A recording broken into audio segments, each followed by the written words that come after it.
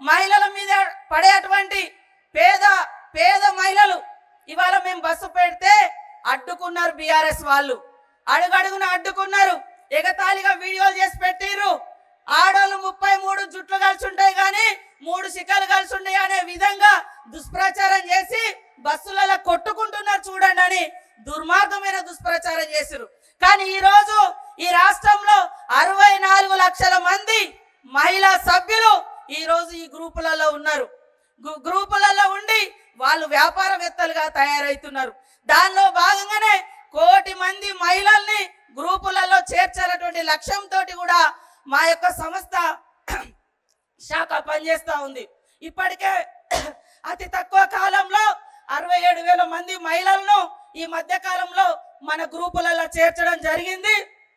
రాబోయే కాలంలో ఒక ఉత్సాహం లాగా, ఒక ఉద్యమం లాగా మహిళా శక్తిని పెంచడం కోసం మరింత ఉత్సాహంతో 1 కోటి మంది మహిళల్ని కోటీశ్వర్లుగా చేయాలనేటువంటి లక్ష్యంతో పాటు 1 కోటి మంది సభ్యులుగా కూడా చేస్తామని కూడా ఈ సందర్భంగా